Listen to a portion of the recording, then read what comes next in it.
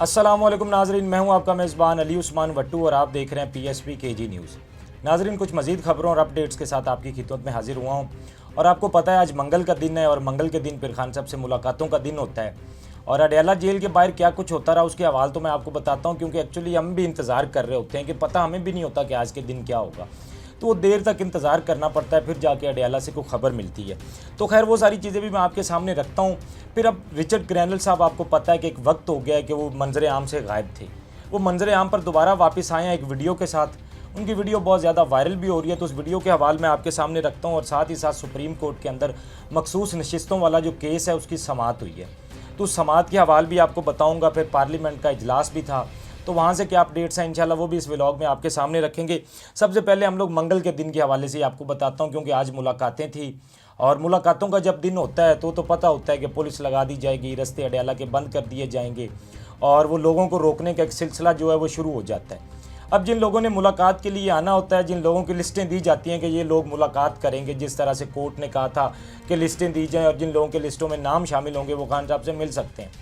अब PTI की जानिब से वो लिस्टें दी गई, लेकिन उन लिस्टों के बावजूद भी उनकी मुलाकात नहीं करवाई गई, उनको इंतज़ार करवाया गया।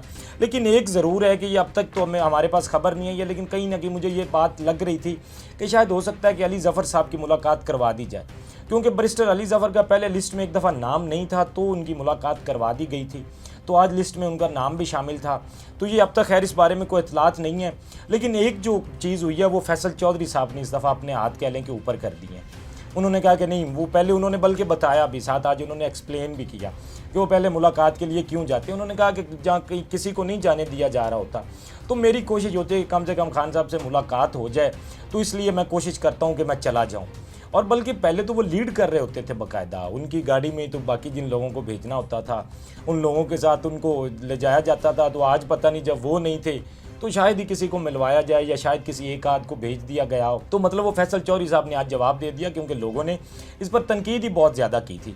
उन्होंने कहा खान साहब की बहनें जब बाहर खड़ी होती हैं, वो इंतज़ार कर रही होती हैं मुलाकात का, उनकी मुलाकात करवाई नहीं जाती और आप मुलाकात के लिए पहुँच जाते हैं। तो उन्होंने खैर बताया कि वो जाते क्यों हैं। फिर साथ ही साथ अलीमा खान साहबा ने आज ये वजह भी बताई, जब वो घर से निकलने लगी तो एक उन्होंने ट्वीट जो की थी, उन्होंने वजह भी बताई कि बेसिकली ये 7 हफ्ते से उनकी फैमिली से, मतलब खान साहब की फैमिली से मुलाकात क्यों नहीं करवाई जा रही। तो अपने ट्वीट में उन्होंने ये वजह भी बताई और उन्होंने कहा कि ये जो 7 हफ्ते हो गए हैं खान साहब से इन्होंने मुलाकात बंद की हुई है, ये कोशिश कर रहे हैं कि खान साहब को डील के लिए मनाया जाए। मतलब इनकी कोशिश ये है कि इस तरह से शायद खान साहब की जब मुलाकात रोकी जाएगी, नहीं करवाई जाएगी, तो शायद हो सकता है कि वो डील के लिए कहीं मान जाएँ, को बातचीत का सिलसिला शुरू हो जाए। क्योंकि खान साहब ने एक बात की है कि वो डील कभी भी नहीं करेंगे। उन्होंने कहा कि मुज़ाकरात हो सकते हैं, डील नहीं हो सकती। तो अलीमा खान साहबा ने बताया कि ये खान साहब को डील के लिए, बेसिकली उनको तोड़ने के लिए आप ये कह सकते हैं। और उन्होंने अलीमा खान साहबा ने यह भी बताया कि हम फैमिली जाके को खान साहब को ना तो इस बात के लिए मना सकते हैं और ना ही खान साहब ने को हमारे कहने से मानना है। और बाद में अलीमा खान साहबा ने यह भी कहा कि ये आप नहीं कर पाएंगे, तो इसलिए बेहतर यह है कि खान साहब से उनकी फैमिली की मुलाकात करवा देनी चाहिए, जो कि अब तक कह लें कि नहीं करवाई जा रही। हमेशा की तरह रास्ते बंद करना, आप कह लें कि जगह जगह पर शाजोर डाले लगाकर सड़कें ब्लॉक कर दी जाती हैं अडयाला जेल की, फिर भारी नफरी लगाकर। और फिर अता तारड़ साहब एक तरफ तो देखें ना, तकरीरों में कह रहे होते हैं जी कि PTI वाले हमारे भाई हैं। आज भी उन्होंने जिस तरह तकरीर की बड़ी मोहब्बत दिखा रहे थे। तो जब ये मोहब्बत क्या है कि हकीकत में तो नज़र नहीं आ रही होती। असूली तौर पे तो देखें ना कि अब फिर उनका बुनियादी हक है, उनका आईनी हक है खान साहब से मिलना, उनकी फैमिली का, जो कि नहीं मिलवाया जा रहा। और उनको रोक कौन रहा है? पंजाब पुलिस। तो मतलब पंजाब पुलिस को कौन कह रहा है उनको रोकने के लिए कि आप मुलाकात तक नहीं करवा रहे हैं? तो वो सिर्फ बयानबाजी जो है वो सिर्फ बातों की हद तक ना दे। अगर आप वाकई समझते हैं कि वो भी, फिर देखें ना कि PTI अगर आपके साथ कैसे चले, फिर आप जब उनके साथ ये रवैया रखेंगे और उसके बाद आप कहें कि फिर वो आपके साथ भी चलें, तो ऐसे तो नहीं ना मुमकिन होता। तो अता तारड़ साहब जिस तरह के बयान देते हैं वो अमली तौर पर भी चीज़ें नज़र आनी चाहिए। खैर ये तो आज मैंने कुछ आपको कह लें कि हवाल रखे हैं अडयाला जेल के, जो बाहर की सूरत हाल थी वो आपको बताइए। थोड़ी सी गुफ्तगू करते हैं रिचर्ड ग्रैनल साहब के हवाले से। आगाज़ में मैंने आपको बताया कि वो मंजर आम से गायब थे, काफ़ी टाइम हो गया था कि एक टाइम में तो उनके ट्वीट आ रहे थे, फिर बाद में वो जो डोनाल्ड ट्रंप के LC के तौर पर भी उनकी तैनाती हुई और उन्होंने एक अपना काम शुरू कर दिया था, तो काफ़ी देर से खामोश थे। लेकिन फिर उनकी एक वीडियो आई मंजर आम पर, और वो उनकी वीडियो आई, एक डॉक्टर आसिफ हैं जो कि आप कह लें कि पाकिस्तानी अमेरिकन हैं, वो उनके पास गए हुए थे और उन्होंने वो वीडियो में आगाज़ में तो वो कहते हैं जी कि हम इनको खराज तहसीन पेश करते हैं कि पाकिस्तान के अंदर जो बुनियादी इंसानी हकूक़ के हवाले से इन्होंने आवाज़ उठाई, या खान साहब की जो गैर कानूनी कह लें कि कैद है उसके ख़िलाफ़ इन्होंने आवाज़ उठाई। तो उस पर फिर रिचर्ड ग्रैनल साहब ने भी जवाब दिया। अब जो जवाब उन्होंने दिया इसीलिए वो वीडियो ज़्यादा वायरल भी हो रही है, और उस जवाब में उन्होंने कहा जी कि Donald Trump loves Imran Khan, मतलब उन्होंने लव्स का यहाँ पर वर्ड इस्तेमाल किया कि मतलब जो डोनाल्ड ट्रंप हैं वो खान से मोहब्बत करते हैं। और उन्होंने कहा कि हमारा इस पर बहुत ज़्यादा कंसर्न है, हम देख रहे हैं इस हवाले से, खान साहब की रिहाई के हवाले से हम काम भी कर रहे हैं और इस पर हमें नताइज भी जो है वो बहुत जल्दी मस्बत मिलेंगी। अब ये उनकी वीडियो आना एक तरह से आप कह लें कि पीटीआई के लिए वो थोड़ा सा हो सकता है, जिस तरह आप कह लें कि ये तब लगाकर बैठे थे कि शायद को अमेरिका की तरफ से प्रेशर आए। और फिर एक और बात भी है, इस वीडियो के बाद मैं भी कहीं ना कहीं सोच रहा था कि ठीक है, शायद अमेरिका की तरफ से कोई प्रेशर आ भी रहा हो या बाकी मुल्कों की तरफ से भी कोई इंटरनेशनल प्रेशर हो, तो कहीं ना कहीं कह लें कि हुकूमत ने उसको बर्दाश्त अब कर लिया हुआ है। वो किसी भी तरीके से कोई डील कर ली हो या जो भी मामला, तो पता है आपको फिर सारे मुल्कों की एक अपनी कह लें कि डिप्लोमेटिक सियासत होती है और सारे मामला होते हैं, तो कहीं ना कहीं वो उनकी डिप्लोमेसी के मुताबिक उनसे कोई ना कोई डील हो चुकी होगी अब तक। क्योंकि इस पर अगर वाकई को प्रेशर आ रहा होता तो हुकूमत ने कुछ अब तक ऐसा किया नहीं है। अगर देखा जाए तो खान साहब के आजकल तो केसेस की हियरिंग भी नहीं हो रही, फिर उनसे मुलाकात भी बंद की गई है, तो जब इस तरह के इकदाम तो वो तो सख्ती बढ़ रही है, नरमी तो नहीं ना हो रही है। या तो अगर कोई होता कि बैरूनी प्रेशर होता तो उसकी वजह से कोई नरमी होती। बहरहाल ये एक उनकी कह लें कि वीडियो आई है। अब इसमें यह है कि वो एक थोड़ी सी उम्मीद की किरण हो सकती है पीटीआई के लोगों के लिए। बहरहाल खान साहब ने तो खुद कहा था कि मैं किसी मुल्क की तरफ कोई नहीं देख रहा, कि मेरी रिहाई कहीं से नहीं होनी पाकिस्तान से है। और ये खान साहब की बिल्कुल बात सही थी, मैं इस बात से एग्री करता हूँ। खान साहब की रिहाई मुमकिन ही तब हो पाएगी जब पाकिस्तान के अंदर से उसके लिए एफर्ट की जाएगी। अगर पाकिस्तान के अंदर आप कह लें कि उसके लिए कोई एफर्ट ना की जाए तो फिर वो रिहाई इस तरह होती मुमकिन नज़र नहीं आ रही। और फिर एक बात और है, या तो फिर आप पीटीआई को चाहिए कि ये मुफाहमत करें या फिर मुज़ामत करें।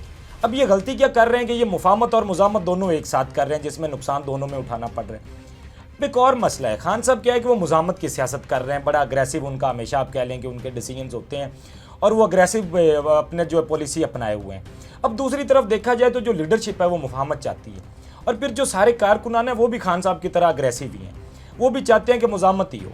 तो मसला कहीं ना कहीं वो लीडरशिप का आ रहा है, और लीडरशिप को भी ये चाहिए कि या तो मुफाहमत कर लें, और मुफाहमत में अगर बात बनती नज़र नहीं आ रही तो फिर सीधी सीधी आप मुज़ामत करें ना, आप पता हो आपको कि हम मेहनत किस चीज़ पे कर रहे हैं। तो मसला भी कहीं ना कहीं वहीं आ रहा है, और एफर्ट अगर पाकिस्तान के अंदर से होगी तो रही मुमकिन है, वरना फिर इस तरह की वीडियोस तो पहले ट्वीट्स आ रहे थे, उसी तरह एक और वीडियो आ गई, वो सोशल मीडिया पर इस हवाले से बात की जाएगी, कुछ दिन वो वायरल रहेगी, उसके बाद आपके सामने ये क्या होता है, कुछ भी नहीं, हालात वहीं के वहीं होते हैं, कुछ भी चेंज नहीं हुआ होता।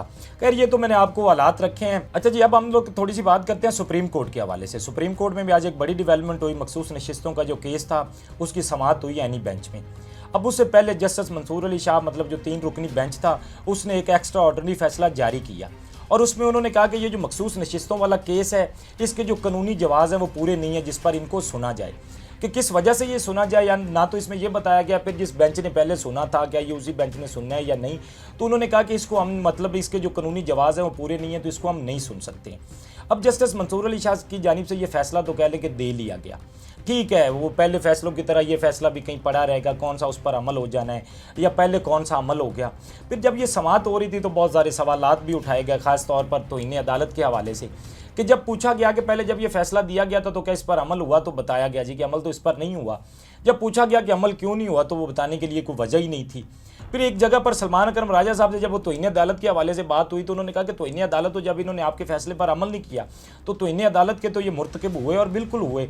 तो जब देखे कि ये सुना ही नहीं जा रहा, जब फिर ये भी पूछा गया कि जो बड़ी चीज़ थी उसमें ये था कि इसके नज़र सानी के लिए कोई वैलिड रीज़न ही नहीं थी उनके पास कि नज़र सानी में क्यों जाया जाए, जबकि एक दफ़ा फैसला आया है उस पर अमल दरामद ही नहीं हुआ और आप कह रहे हैं कि इसको नज़र सानी में जाना चाहिए। उस फैसले पर अमल दरामद हो जाता, उसके बाद आप नज़र सानी में जाते, अगर फिर नज़र सानी में आपके हक़ में फैसला आता तो वो चेंज हो जाना था, और आपने तो फैसला मानने से इनकार कर दिया। जब आपने फैसला माना नहीं फिर नज़र सानी के लिए जाना। फिर जो 11 रुकनी बेंच था उन्होंने कह लें कि इसको नज़र सानी के लिए मंजूर भी कर लिया, जबकि उसमें बहुत सारे ऐसे जजेस थे जिन्होंने ये फैसला दिया था कि ये सीटें पीटीआई को मिलनी चाहिए, और जब आपका फैसला ही नहीं माना गया और आप उसको नज़र सानी के लिए मान रहे हैं तो मतलब ये भी एक अपने आप में सवाल है, और आपको भी पता है इसका जवाब क्या है। तो कुछ ये सूरत हाल है, और फिर ये नशिस्तें वो हुकूमत अपने पास रख ले या पीटीआई को दे दे, होना इससे मेरा ख्याल है कि अब कुछ भी नहीं, क्योंकि ये एक आप कह लें कि एक ऐसा निज़ाम चल रहा है जिसकी कोई अब तक समझ नहीं आ रही है। वो पीटीआई को दे भी दें तो पहले वो 90 हैं, वो 110 होके क्या मार लेंगे तीर जो 90 ने मार ली है। तो मतलब ये पीटीआई को मिल जाए, उनको मिल जाए, तो खैर इससे मेरा नहीं ख्याल कि इसमें वो कोई इंटरेस्ट रह गया जो पहले एक था या लग रहा था कि कहीं ना कहीं ये पीटीआई को दी जाएगी क्योंकि उनका कानूनी हक था। बहरहाल ये आज की कुछ डेवलपमेंट्स थी जो मैंने आपके सामने रखी। अपने फीडबैक से हमें ज़रूर आगाह कीजिएगा। अब तक के लिए इतना ही। अपने मेज़बान को दीजिए इजाज़त। अल्लाह निगहबान। इस तरह की और वीडियोस देखने के लिए सब्सक्राइब कीजिए हमारा चैनल और देखते रहिए PSP KG न्यूज़।